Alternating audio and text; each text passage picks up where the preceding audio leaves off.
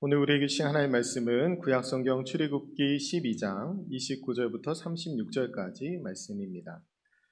구약성경 출애굽기 12장 29절부터 36절까지 말씀을 우리 다 같이 자리에서 일어나셔서 우리 하나님 경외하는 마음으로 한 목소리로 봉독해 올립니다. 밤중에 여호와께서 애굽 땅에서 모든 처음 난 것 곧 왕위에 앉은 바로의 장자로부터 옥에 갇힌 사람의 장자까지와 가축의 처음 난 것을 다 치심에 그 밤에 바로와 그 모든 신하와 모든 애굽 사람이 일어나고 애굽에 큰 부르짖음이 있었으니 이는 그 나라에 죽임을 당하지 아니한 집이 하나도 없었음이었더라. 밤에 바로가 모세와 아론을 불러서 이르되 너희와 이스라엘 자손은 일어나 내 백성 가운데에서 떠나 너희의 말대로 가서 여호와를 섬기며 너희가 말한 대로 너희 양과 너희 소도 몰아가고 나를 위하여 축복하라 하며 애굽 사람들은 말하기를 우리가 다 죽은 자가 되도다 하고 그 백성을 재촉하여 그 땅에서 속히 내보내려 하므로 그 백성이 발교되지 못한 반죽 담은 그릇을 옷에 싸서 어깨에 매니라. 이스라엘 자손이 모세의 말대로 하여 애굽 사람에게 은금 패물과 의복을 구하매 여호와께서 애굽 사람에게 이스라엘 백성에게 은혜를 입히게 하사 그들이 구하는 대로 주게 하심으로 그들이 애굽 사람의 물품을 취하였더라. 아멘. 자리에 앉으셔도 됩니다. 우리 호산나 찬양대에서 찬양으로 하나님께 영광 올려드리겠습니다.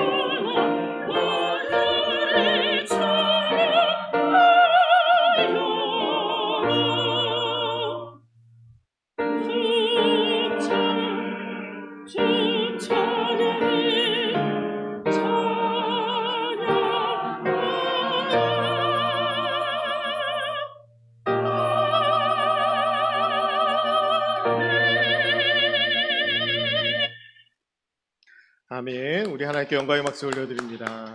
아멘. 감사합니다. 기도하겠습니다. 거룩하고 존귀하신 아버지 하나님, 이 시간에 주님의 크신 이름을 높여 찬양하게 하시니 감사합니다. 모든 찬양과 영광을 받기에 합당하신 주님, 우리의 전심을 다하여 주님께 영광 올려드리는 믿음의 삶을 살아갈 수 있도록 인도하여 주옵소서. 이 시간 주님께서 친히 말씀하여 주실 때에 우리에게 주신 구원의 은총을 깊이 깨닫게 하여 주시고, 그 은혜에 합당한 삶을 살아갈 수 있도록 우리의 걸음을 말씀으로 복되게 인도하여 주옵소서. 하나님께서 친히 말씀해 주실 것을 믿으며 살아계신 예수님의 이름으로 기도드립니다. 아멘. 오늘은 10가지 재앙과 출애굽의 근본 정신이라는 제목으로 함께 하나님 말씀 나누도록 하겠습니다.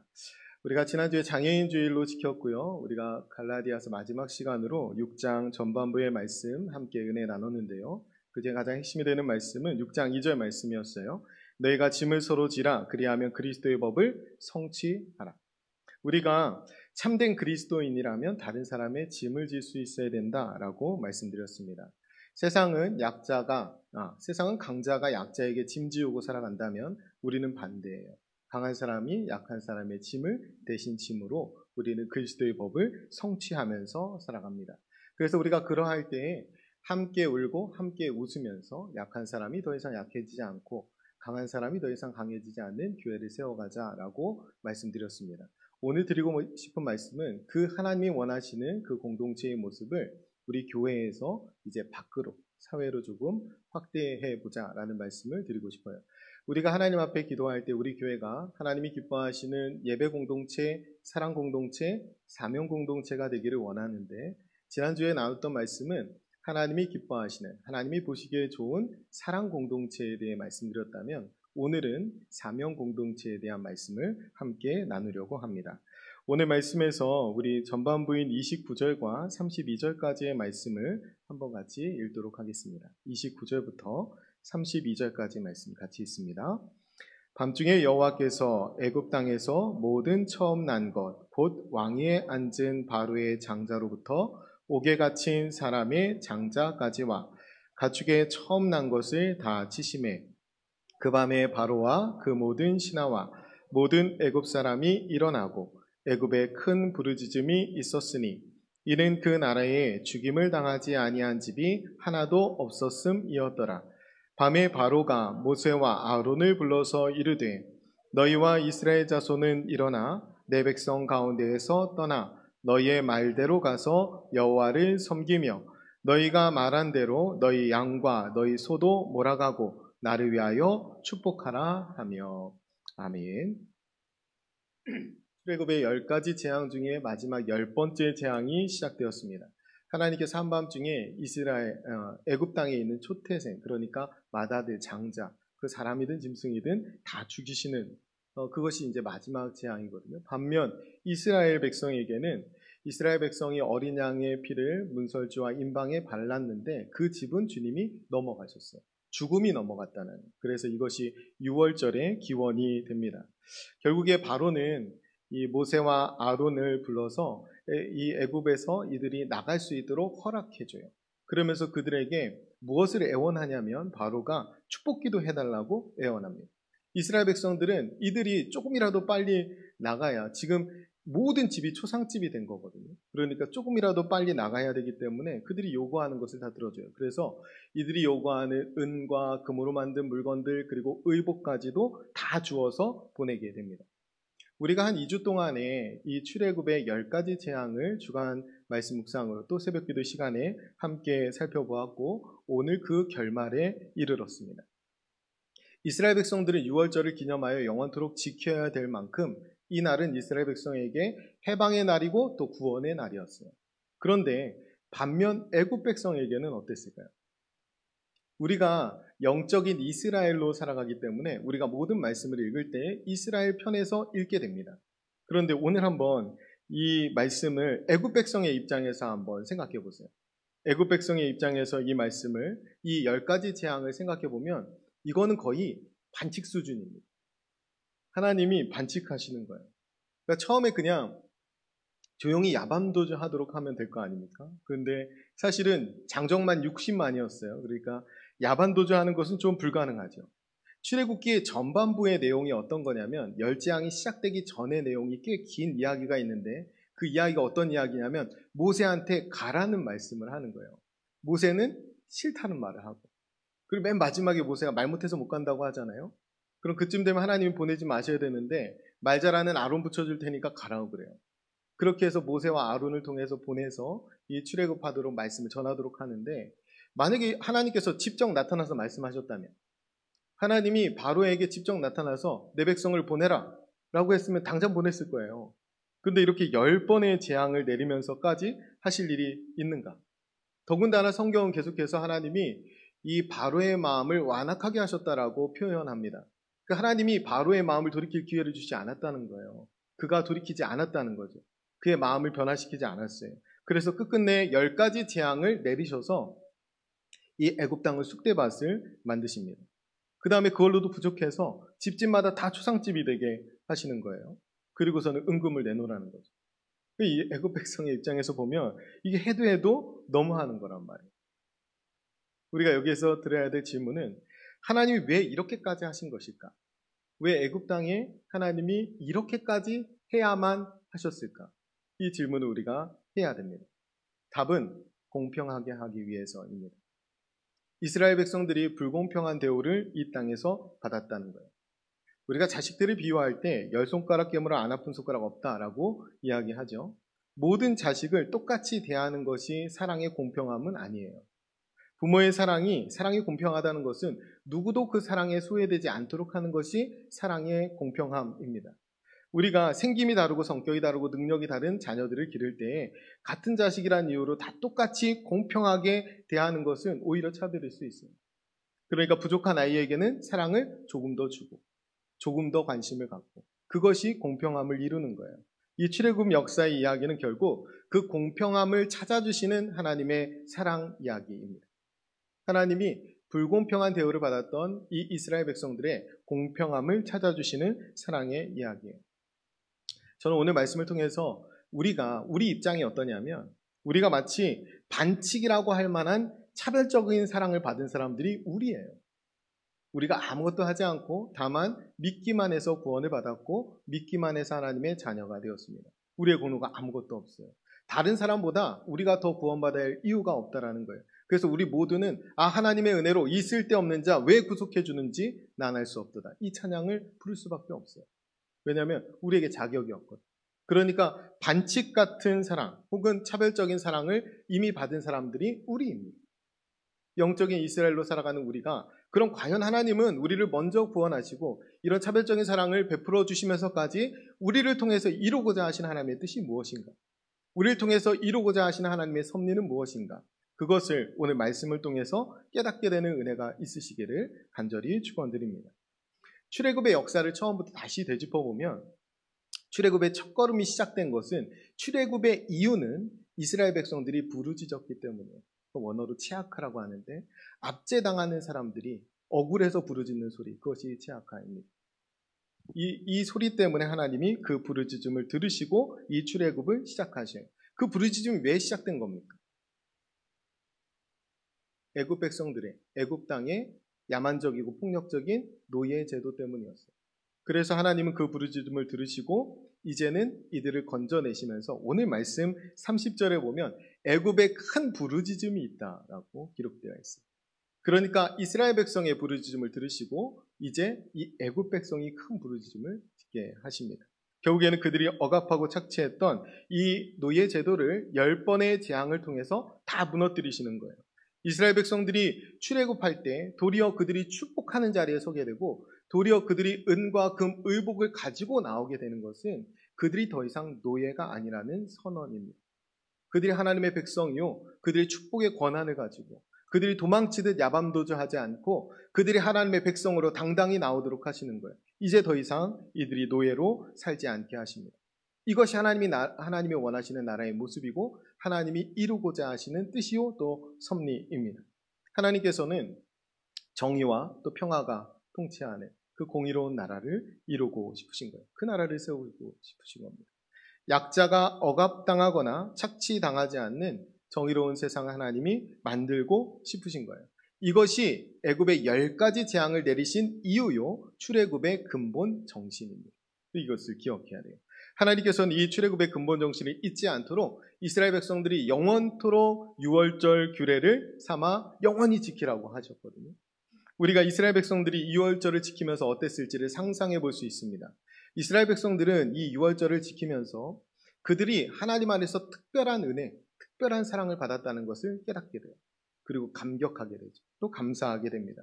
그러면서 또한 자연스럽게 생각하게 되는 것은 약자를 억압하고 착취하는 것은 하나님이 결코 좌시하지 않는 큰 죄임을 깨닫게 됩니다. 기억하는 거죠. 그러면서 그들도 정의와 평화와 통치하는 나라를 만들어 가기 위해 노력했을 겁니다. 이것이 출애굽의 근본 정신이고 또 유월절을 주신 하나님의 목적이에요. 우리는 출애굽의 출발을 잊어버리고 개인적인 구원에만 집중하는 경향이 있습니다. 우리요. 오늘날 유월절이 언제냐면 부활절이에요. 그죠? 사망에서 생명으로 옮겨진 것을 기념합니다. 우리는 예수 그리스도의 십자가, 그분의 부활의 능력으로 사망에서 생명으로 옮겨졌습니다. 영생을 얻었어요. 우리가 매주 이렇게 모여서 예배하는 이유는 오늘이 부활절이기 때문에 그래요. 오늘이 주님이 부활하신 날이기 때문에 그렇습니다. 그럼 우리는 매주일 예배를 드리면서 유월절을 경험하는 거예요. 하나님이 우리를 구원해 주신 구원에 감격하고 하나님이 원하시는 나라의 모습, 하나님이 우리를 보내셔서 세상을 변화시키고자 하시는 그 모습이 어떠한 것인지를 깨닫게 돼야 한다는 거예요. 그런데 우리는 이 출애굽의 출발을 잃어버리고 개인적인 구원에만 머물러 있는 경향이 있다는 거예요. 예수님께서 십자가를 통해서 나에게 주신 구원도 중요하지만 그를 통해 열어주신 하나님의 나라가 훨씬 더 중요합니다. 이 나라를 위해서 예수님이 이 땅에 오셨고 하나님의 나라가 이곳에 오게 해 주셨어요. 내가 개인적으로 죄의 용서를 받고 천국 가는 것 참 중요한 일이죠. 그에 못지않게 중요한 일은 이 땅에 하나님의 나라가 오도록 하는 남은 사명을 우리가 감당하면서 살아가는 것입니다. 우리는 매일 주기도문을 암송합니다. 그러면서 하나님의 나라가 오게 해달라고 기도하죠. 그런데 그것에 무관하고 살아가고 있다면 우리가 기도는 기도대로 하고 삶은 또 삶에 따로 살아가고 있는 거예요. 우리가 참으로 안타까운 사실은 뭐냐면 누구보다도 이타적이 되어야 될 그리스도인들이 누구보다도 이기적인 집단이 되어서 손가락질을 받는다라는 사실이에요. 왜 그러냐면 주기도문을 외면서도 하나님의 뜻대로 살지 않습니다.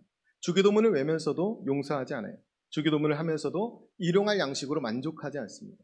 그보다 더 탐욕스러운 삶을 살아가죠. 출애굽한 이스라엘 백성들이 출애굽하고 나서 다시 애국과 같은 제국이 되어서 억압하고 압제하고 살아간다면 하나님의 구원의 뜻이 어디에 있는가? 하나님이 원하시는 모습은 그들이 그런 고통 가운데 건진받았기 때문에 고통 중에 있는 사람을 긍휼히 여기고 하나님이 원하시는 평화로운 나라, 정의로운 나라, 공의로운 나라를 세워가기를 원하시는 겁니다. 아프리카에 들어가서 흑인을 노예로 삼은 사람들, 아메리카 대국에 들어가서 그들을 노예로 삼거나 죽이거나 인디안들의 땅을 빼앗은 사람들, 그들의 손에는 어김없이 성경이 들려 있었습니다. 하나님의 이름으로 그 짓을 했다라는 거예요. 이것이 출애굽의 정신을 망각한 끔찍한 기독교의 역사입니다. 우리가 유월절을 통해 기억하도록 하신 출애굽의 정신을 잊지 말아야 되는 이유가 이것입니다. 우리가 주일마다 예배하면서 우리가 하나님이 우리에게 주신 이 구원의 정신을 잃어버리면 우리도 그런 끔찍한 역사를 되풀이할 수 있어요. 정의와 평화와 통치하시는 하나님의 나라가 이 땅에 이루어지도록 노력해야 될 사람들이 도리어 제국의 마인드를 가지고 남을 억압하고 착취하는 자로 간다면 하나님의 십자가를 헛되이 하는 것입니다. 우리가 이 정신을 회복해야 돼요. 우리에게 가나안은 어디입니까? 우리에게 천국은 어디예요? 이스라엘 백성들 하나님이 출애굽시켜서 가나안을 이끌어 가시잖아요. 우리에게 가나안은 어디입니까? 하나님의 통치가 있는 곳이 가나안이고 하나님의 나라입니다.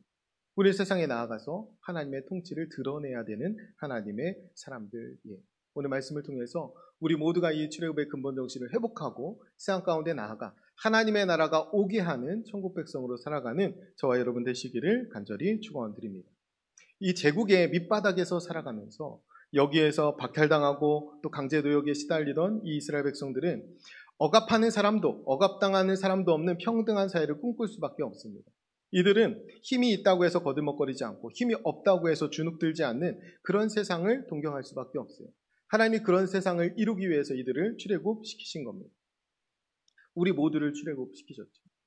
한때 기독교가 천만이라고 이야기하던 시대가 있어요. 그런 때가 있었습니다. 오늘날 우리나라의 현실은 어떻습니까? 한때 1000만이라고 이야기하는 것은 이런 거예요. 4분의 1이 출애굽했다고 이야기하면서 4분의 3에게 너희도 출애굽하라 라고 이야기하던 그 사람들이 있던 그때의 교회들이 복음을 전하던 그것이 우리나라인데 오늘 어떻습니까? 교회 현실은 어떻고 또 세상의 현실은 어때요? 나라 곳곳에 부르짖음이 넘쳐나고 있습니다. 압제하는 자들의 고통스러운 외침, 압제당하는 자들의 고통스러운 외침, 또 불공정하게 대우받는 희생자들의 처절한 호소, 이런 것들이 넘쳐나고 있어요. 그야말로 갑질이 만연한 사회, 그것이 우리가 사는 사회요, 또 우리가 사는 나라입니다. 우리가 1000만은 되지 않지만 그렇다고 해도 상당히 많은 교회가 있고 상당히 많은 그리스도인들이 있는데 사회에는 그리스도인 정치인도 있고 경제인도 있고 사회인도 있고 많은 리더들이 있는데 왜 압제와 핍박이 도를 넘는 사회가 된 것입니까? 상대방의 약점이나 연약함을 이용해서 자기의 이득을 취하려 하는 완고한 집단들을 우리는 세상에서 쉽게 볼 수 있습니다. 그 완고한 집단들이 애굽이고 그 완고한 집단들이 바로예요. 그 집단들을 우리는 세상에서 쉽게 볼 수 있어요. 우리가 이렇게 간다면 우리 사회가 어떻게 될지는 불보듯 뻔합니다. 우리가 소돔과 고모라의 이야기를 잘 알고 있는데 소돔과 고모라가 성적으로 타락했기 때문에 하나님이 멸하신 게 아니에요. 창세기 말씀에 보면 소돔과 고모라의 백성들이 부르짖습니다. 제아카 하나님께. 그래서 하나님이 그 땅을 멸하시기로 정하시는 거예요.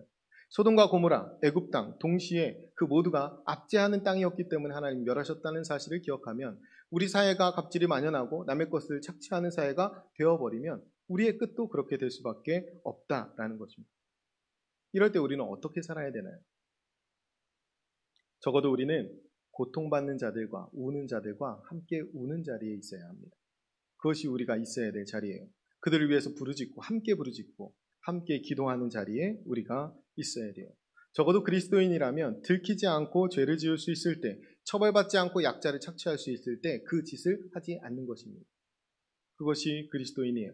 남의 역점을 이용해서 잘 먹고 잘 사는 짓을 하면 안 돼요. 이스라엘 백성들을 그렇게 끝끝내 놔주지 않으려고 했던 애굽 사람들 왜 그럽니까? 그들에게 이스라엘 백성 이 60만이 노동력이었기 때문에 그래요. 노예였기 때문에. 이들을 통해서 이들의 약점을 통해서 자기들이 더 강해질 수 있었기 때문에 놔주지 않았던 겁니다. 우리가 세상 속에서 남의 약점을 이용해서 잘 먹고 잘 사는 것을 당연한 줄 알고 살아간다면 오히려 그것을 복이라고 이야기하고 있다면 우리가 잘못 가도 한참 잘못 온 것입니다. 약자에게 갑질하지 않는 것, 억압하고 착취하지 않는 것은 이스라엘 백성들에게만 요구한 것이 아니라 모든 인류에게 요구하신 것입니다. 그리고 온 세상이 그렇게 되기를 하나님이 원하시는 거예요. 우리가 출애굽 정신을 이어받아서 매주일 유월절을 지키면서 감사와 감격 가운데 예배하고 있다면 우리는 이 땅에서 당연히 그 기본적인 가치를 실현하면서 하나님의 샬롬이 이 땅에 임하도록 기도하고 또 노력해야 합니다. 우리가 예배가 삶으로 이어져야 된다라는 말을 합니다. 삶에서 예배자로 살아야 된다라는 말을 많이 해요. 뭡니까? 어떻게 하라는 거예요? 우리가 세상에 나아가서 사회 정의를 실현하는 삶을 살아야 되는 것입니다. 우리가 교회에서만 너무 열심인 것이죠. 우리가 세상에 나아가서도 교인처럼 사는 것, 그것만으로 만족하는 것이 아니라 우리가 세상을 변화시키는 자리까지 나아가야 된다라는 겁니다. 그 사명을 우리에게 주셨어요. 그것이 사회 정의를 실현하는 것, 그것이 예배가 삶으로 이어지는 것입니다. 교회가 이 일에 너무나 무관심했고 또 무능했기 때문에 사회로부터 외면당하는 지경에 떨어지게 되는 거예요. 우리는 말하기는 우리가 빛과 소금이라고 하지만 세상에서 전혀 영향력을 끼치지 않고 교회 안에서만 모여서 열심을 내고 있으니 우리가 세상으로부터 외면당하는 지경에 떨어지게 됩니다. 하나님 사랑은 이웃 사랑으로 이어져야 돼요. 하나님 말씀하시기를 하나님 사랑, 이게 첫 번째 계명이라고 하셨고 두 번째 계명 이웃 사랑. 그런데 뭐라고 말씀하시냐면 둘째도 그와 같으니 앞에 하나님 사랑과 이웃 사랑이 경중이 똑같다는 거예요. 우선순위는 먼저 하나님 사랑하고 그분의 사랑을 받았으면 그 사랑을 가지고 세상으로 나아가 이웃을 사랑하라는 거죠. 우리의 이웃이 어디 있습니까? 우리는 늘 교인들 안에서 살아갑니다. 우리가 세상으로 나아가서 이웃사랑을 정말 실천하고 있나요? 우리가 사회에 부조리한 문제들, 사회가 억압당하는 사람들, 그 사람들에게 한 발이라도 더 다가서려고 노력하고 있습니까? 하나님은 그 사람들을 향해서 내 자신과 같이 사랑하라 라고 말씀해 주셨어요. 우리 교인들 내 자신과 같이 사랑하는 거 그거 할 수 있죠. 거기서부터 출발했다면 이제 세상에 나아가서 이웃들을 향해서 내 자신과 같이 사랑해야 된다라는 것입니다. 죽어가는 영혼들을 향해서 우리가 오늘 주일 예배 드리면서 여기에서 우리의 구원에 감격하는 것 당연합니다. 근데 그것만으로 만족하는 것이 아니라 밖에 나가서 여전히 죽어가는 영혼들을 향하여 복음을 전할 수 있어야 된다라는 것입니다. 하나님께서 무교병을 먹으라고 하시면서 급히 먹으라고 하셨어요. 원어상의 의미는 어떤 거냐면 급하게 두려워하면서 먹으라는 거예요. 왜 그럴까요? 애국 백성이 쫓아올까 봐. 이스라엘 백성들에게 하나님이 가르쳐주고자 하신 것은 뭐냐면 이 유월절 절기를 지키는 동안에 그들의 구원이 밖에 있는 애굽 사람들 혹은 짐승들의 죽음을 통해서 얻은 구원이라는 사실을 기억하고 두려워하라는 거예요. 우리가 마냥 우리의 구원만으로 감격하는 것이 아니라 그렇게 감격했다면 우리 교회 밖에서 예배당 밖에서 죽어가는 영혼들을 향해서 마음을 쓸 수 있어야 된다는 거예요. 하나님이 그들에게도 마음을 쓰셨기 때문에 우리도 이 자리에서 예배할 수 있는 것입니다. 우리가 혈통으로 어떻게 이스라엘과 가까워요? 전혀 가깝지 않죠. 그런데 하나님이 이스라엘 백성에게 유월절 절기의 규례를 지키면서 뭐라고 말씀하시냐면 할례 받으면 다 지킬 수 있다고 하셔요. 어쩌면 10가지 재앙을 주신 이유는 10번의 재앙 동안에 이 애굽 백성이 돌이킬 수 있는 기회를 주신 것입니다. 하나님은 지금도 여전히 오래 참으심으로 하나님이 이 땅에 다시 오심을 유보하고 계시다라고 말씀합니다. 우리는 우리만 마냥 기뻐하고 좋아할 것이 아니라 나가서 세상을 멸하시키고 세상 가운데 여전히 압제받고 고통당하는 사람들, 땅끝에 내몰린 사람들에게 복음을 전해야 합니다. 그들에게 생명을 전해야 돼요. 그것이 우리를 부르신 이유입니다. 그러니까 우리가 속해 있는 이 교회뿐만 아니라 우리가 속해 있는 세상 속에 나아가서도 우리는 약한 사람이 더 이상 약해지지 않고 강한 사람이 더 이상 강해지지 않는 그런 공평한 세상을 만들기 위해서 노력해야 하는 것입니다. 그 자리로 하나님이 우리를 부르셨어요. 우리가 한번 생각해 볼 필요가 있어요. 예수님을 왜 그렇게 싫어한 걸까요? 예수님은 십자가에 못 박아 죽이잖아요. 죽일 정도로 다 싫어한 거거든요. 더 흉악한 죄인이 있었어요. 그런데 그 바나바는 풀어주고 예수님 죽이라는 거죠. 그래서 예수님 십자가에 죽였어요. 예수님 왜 그렇게 싫어한 겁니까? 그 사람들 예수님을 왜 그렇게 싫어했어요? 병을 고쳐주셔서, 물을 포도주로 바꾸셔서, 오병이어의 기적을 일으켜서, 칠병이어의 기적을 일으켜서, 무리를 걸어서? 다 아니에요. 예수님께서 직접 말씀하시기를 요한복음 7장 7절에 세상이 너희를 미워하지 아니하되 나를 미워하나니 이는 내가 세상의 일들을 악하다고 증언함이라. 예수님을 죽인 이유, 예수님께서 세상이 악하다고 증언하셨기 때문입니다. 성전에 침투된 그 세상의 권력자들, 그 사람들이 악하다고 지적하시면서 그 상을 다 둘러 엎으셨기 때문에 그래요. 그들과 동조하여서 종교 기득권자들이 자기의 자리를 지키려면서 악행을 저지를 때 그들에게 게으르고 악하다고 하면서 그들을 지적하셨기 때문입니다. 책망하셨기 때문이에요. 그 세상 권세 잡은 자들을 멸하러 오신 분이 주님이시기 때문에 그들이 주님을 싫어한 거예요. 주님이 오실 길을 예비했던 세례 요한은 어떻습니까? 세례 요한이 악한 권력자의 잘못을 공개적으로 지적했어요. 왕에게 동생의 부인을 뺏은 거 옳지 않다. 이 말을 해서 목이 잘려 죽게 되는 것입니다. 예수님과 같이 세상이 악하다고 증언했기 때문에 그래요. 예수님도 그렇고 세례 요한도 그렇고 다 정치범으로 억울한 죽음을 당합니다. 우리는 불의한 세상에 왜 분노하지 않습니다. 우리는 불의한 세상에 별로 관심 갖지 않아요. 불의한 세상의 이야기를 하면 설교단에서 제가 이야기하면 여러분들은 정치적인 설교를 한다고 이야기할 분이 혹 있을지 모르겠어요. 제가 여러분에게 빨간색 찍으라고 한 적 있습니까? 파란색 찍으라고 한 적 있습니까? 여러분, 우리가 왜 불의한 세상에 분노하지 않는지, 왜 불의한 세상에 침묵하고 있는지, 왜 그러한 세상을 바꾸려 하고 하지 않는지, 우리는 이 안에서만 왜 우리끼리 좋은지 그런 생각들을 돌아봐야 돼요.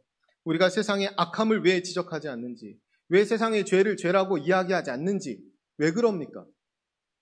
미움받기 싫어서 그런 거예요. 나 싫어할까봐. 내가 굳이 그렇게까지 하면서 예수 믿기 싫어서. 그래서 그러는 겁니다. 근데 이게 참 모순적인 게 우리가 세상에서 미움받기 싫어서 그렇게 이기적으로 살아가거든요. 나만 생각하면서. 근데 결과적으로는 그것 때문에 세상에 더 미움을 받게 됐습니다. 예수님께서 경고하신 그대로죠. 밖에 버려져 발에 밟히는 소금 신세가 되는 것입니다. 왜? 맛을 잃어서. 우리가 세상에 흩어져서 마치 3%의 소금기만 있어도 썩지 않게 하는 바닷물처럼 우리가 세상에 들어가서 그 세상을 변화시켜야 되는데 여기에 그냥 소금 덩어리로 모여 있는 것이죠. 그리고 세상에서는 맛을 내지 않아요. 세상에서는 하나님의 가치를 이야기하지 않습니다. 죄에 대해서 말하지 않아요. 그러니까 우리가 밟히는 신세가 되어버린 거예요. 우리가 늘 기도하잖아요. 또 늘 말하잖아요. 우리가 내 십자가를 지고 예수님을 따르겠습니다. 어디 가겠다는 거예요? 우리가 십자가를 지고 주님을 따르겠다고 하는 그 고백이 어떻게 살겠다는 겁니까? 우리가 세상으로 나아가 주님이 우리에게 뭐라고 말씀하시냐면 내가 세상을 이겼다라고 말씀해 주셨어요. 그러면서 우리도 십자가를 지고 세상 가운데 나아가 주님의 승리를 선포하며 세상을 변화시키는, 그래서 세상이 감당치 못하는 신자가 되라고 말씀해 주셨습니다. 나가질 않아요.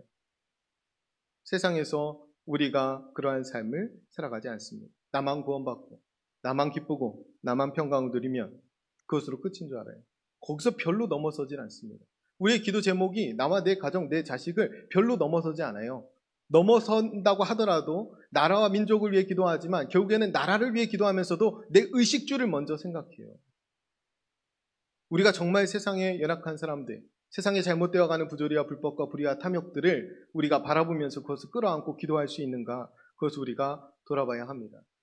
예수님께서 여자가 낳은 자 중에 가장 큰 자라고 인정했던 세례 요한의 삶과 우리는 얼마나 달라져 있는가, 그것을 우리가 점검하고 돌아봐야 됩니다.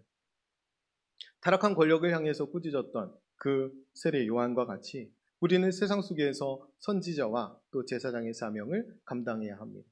하나님께서 우리 모두를 왕같은 제사장으로 불러주셨어요. 목회자들만 왕같은 제사장으로 부른 게 아닙니다. 여러분 모두를 왕같은 제사장으로 불러주셨어요. 우리는 선지자와 같이 죄를 지적하는 역할과 또 제사장과 같이 그 죄인을 끌어안고 기도하는 역할을 세상 속에서 감당해야 합니다. 그 일을 하라고 하나님이 우리를 불러주셨어요. 우리가 옳지 않은 권력자들에 대해서 왜 침묵하는지, 여전히 바로와 같은 완고한 집단들을 향해서 왜 방관하고 있는지, 우리가 믿는 예수님의 능력은 어디 있는지 우리가 스스로 돌아봐야 합니다. 매 주일을 유월절처럼 지키는 우리는 과연 출애굽 정신을 제대로 구현하고 있는가? 그것을 간직하고 살아가고 있는가? 어쩌면 애굽의 가치와 방식에 휘둘리는 거 아닌가? 애굽의 가치와 방식이 가정과 교회와 일터에 파고드는 것을 그저 방관하고 있는 건 아닌가? 현실은 어쩔 수 없지. 그러면서 그저 그렇게 살아가고 있는 건 아닌가? 남들도 뭐 다 그렇게 하는데 나만 유별나게 예수 믿을 필요 있나? 교회에서는 누구보다도 열심인데 세상에 나가면 아무 능력도 없는 그런 모습으로 살아가면서 나만 그런 건 아니다 하며 위로하면서 지나가기에는 우리에게 주신 이 출애굽의 정신, 이 근본 정신 너무나 명확하다는 거예요. 하나님이 우리에게 원하시는 나라. 아브라함과 롯의 길이 있어요. 롯이 소돔과 고모라 땅을 향하면서 뭐라고 하냐면 애굽 땅과 같고 에덴 동산 같다고 그래요. 그게 가능합니까? 자기 눈에 보기 좋으니까 에덴 동산 같이 보이는 거예요. 우리가 여기에서 다 신자 같습니다. 다 예배자 같아요. 세상 가운데 나아가서 어떻게 사는 거냐면 내 왕국을 구축하고 살아갑니다. 그리고 그 왕국에서 여기가 에덴 동산 같습니다. 그렇게 이야기하면서 나도 속이고 남도 속이면서 살아가는 거예요. 우리는 아브라함의 길을 걸어가야 합니다. 믿음의 조상 아브라함의 길을 따라 걸어가야 우리는 아브라함의 후손이 되고 영적인 이스라엘 백성이 됩니다. 아브라함에게 하나님이 종행으로 두루 다녀보라, 다 너에게 줄게. 그때 아브라함이 어떻게 합니까? 그 자리에서 제단을 쌓고 예배합니다. 어디가 하나님 나라예요? 하나님이 통치하시는, 하나님이 계신 곳이 하나님의 나라입니다. 여러분 이곳에서도 여러분이 예배했다면 세상 가운데도 하나님을 모시고 하나님의 백성답게 사셔야 합니다. 하늘의 가치와 방식으로 사셔야 돼요. 세상의 방식을 역행하면서 강자가 도리어 약자를 섬기면서 그러할 때 그리스도의 법이 성취되고 그곳에 하나님의 나라 천국이 임하게 되는 것입니다. 그 사명을 하나님 우리에게 맡겨주셨습니다. 그럼 결론으로 말씀드리겠습니다. 하나님께서 우리를 구원하신 것은 나 하나 천국 가는 것에 만족하고 끝나도록 하신 게 아니에요. 하늘의 영광이 되어서 우리가 하나님의 영광이 되어서 또 그분의 구원을 자랑하고 그분의 나라가 이 땅에 임하도록 하는 그 사명을 감당하라고 우리를 먼저 구원해 주신 것입니다. 우리는 구원을 찬양하고 예배할 뿐 아니라 이 땅의 온전한 구원, 온전한 평화가 임하도록 우리를 사용해 주시도록, 우리를 부르신 하나님 앞에서 그 일을 우리가 그 사명인 줄 알고 잘 감당하도록 하나님 우리를 그렇게 부르셨다는 거예요. 이것이 출애굽의 근본 정신입니다. 이 정신을 간직하고 세상 속에 나아가서 주님이 맡겨주신 사명을 끝까지 감당해야 합니다. 하나님께서는 작고 약한 것들을 통해 크고 강하고 유명한 것들을 부끄럽게 하십니다. 이 가치, 이 하나님의 나라의 가치로 무장하는 저와 여러분이 되셨으면 좋겠습니다. 출애굽의 근본 정신을 기억하고 각자 선 땅에서 그리스도의 법을 성취하며 하나님의 나라가 오게 하는 저와 여러분 되시기를 간절히 축원드립니다. 기도하겠습니다. 우리 말씀을 기억하면서 같이 기도할 때에 우리가 신학시대의 6월절은 오늘 드리는 주일 예배입니다. 우리가 주일 예배를 통해서 하나님 우리에게 다시 한번 이 출애굽의 근본 정신을 깨우쳐 주셨는데, 하나님 우리가 세상 가운데 나가 이 정신을 잃지 않고 정의와 평화가 통치하는 하나님의 나라가 이 땅에 이루어지도록 헌신하며 살아가는 저희들 되게 하여 주옵소서. 하나님 강자가 약자의 짐을 짊어짐으로 그리스도의 법을 성취하게 하시고 우리의 예배가 삶으로 이어지게 해주셔서 사회 정의를 실현하는 데까지 나아가는 저희들 되게 하여 주옵소서. 하나님의 사랑이 반드시 이웃사랑에까지 이어질 수 있도록 우리를 이끌어 주옵소서. 우리 같이 결단하면서 함께 통성으로 기도하겠습니다. 기도합니다. 은혜로우신 아버지 하나님 감사합니다. 죽어 마땅한 죄인들을 구원하여 주시고 하나님 우리에게 참 자유와 기쁨과 평안을 허락해 주시니 감사합니다. 아버지 하나님 우리를 건져주신 하나님의 은혜 아래서 오늘도 하나님 안에서 우리가 어떠한 신분인지, 어떠한 구원을 받았는지, 어떠한 차별적인 사랑, 어떠한 놀라운 은혜를 받았는지를 다시 한번 깨우쳐 주시니 감사합니다. 아버지 하나님, 우리가 6월절과 다름없는 주일 예배를 통해서 하나님이 우리에게 주신 출애굽의 근본 정신을 다시 한번 생각하게 해주셔서 감사합니다. 하나님 이 정신을 잊지 않고 정의와 평화가 통치하는 하나님의 나라를 이 땅에 이루어갈 수 있는 주의 백성들이 되게 하여 주시옵소서. 우리가 선 땅에서 온전한 구원, 온전한 평화가 임하게 해주시고 강자가 약자의 짐을 짊어짐으로 하나님 그리스도의 법을 성취하며 살아가는 저희들 되게 하여 주옵소서. 오늘 우리 모두가 예배의 성공자가 되길 원합니다. 이곳에서 드린 예배가 삶으로 이어지게 해주시되 우리가 세상 속에서 세상을 변화시키며 세상이 감당치 못하는 그리스도인으로 살아가며 사회 정의를 실현하며 살아갈 수 있는 믿음의 백성들 되게 하여 주시옵소서. 하나님의 사랑이 반드시 이웃사랑으로 이어질 수 있도록 도와주시기를 원합니다. 아버지 하나님, 우리 안에 머무르는 사랑이 아니라 이 사랑이 담장을 넘고 세상 가운데 나아가서 여전히 벼랑 끝에서 고통하는 그 사람들 땅끝까지 이르러 복음 전하라는 그 말씀 들고 아버지 그들에게 나아가서 주의 복음 전하는 믿음의 사람들이 다 되게 하여 주시옵소서. 아버지 우리에게 주신 사명, 이 사명을 끝까지 잘 감당하게 하시고 선한 싸움, 믿음의 싸움 싸워 나아갈 때에 성령 하나님께서 우리와 함께 하시며 이 믿음의 걸음 승리할 수 있도록 인도하여 주옵소서. 예수 그리스도께서 십자가에서 이미 세상을 이기신 줄을 저희들 분명히 믿습니다. 세상을 이기신 주님과 함께 담대히 세상 가운데 나아가 아버지 세상이 감당치 못하는 그리스도인으로 아버지 변화되는 삶으로 살아갈 수 있는 믿음의 종들이 다 되게 하여 주옵소서. 우리가 선 땅 가정과 일터와 사회와 교회를 하나님께서 온전히 변화시켜 주실 줄을 믿습니다. 하나님 아버지, 말도 안 되는 차별적인 사랑으로 우리를 먼저 구원해 주심에 감사드립니다. 놀라운 은혜와 사랑을 받은 저희들 개인적인 구원에만 머물러 있지 않게 하시고 세상으로 나아가 정의와 평화가 통치하는 하나님의 나라를 이루어가게 해 주옵소서. 약하고 소외된 자들의 짐을 대신 짊어짐으로 교회에서뿐 아니라 세상 속에서도 그리스도의 법을 성취하며 살아가는 저희들이 되게 해 주옵소서. 우리를 통해 오늘도 출애굽의 역사를 이어가시는 살아계신 예수님의 이름으로 기도드립니다. 아멘. 우리 찬송가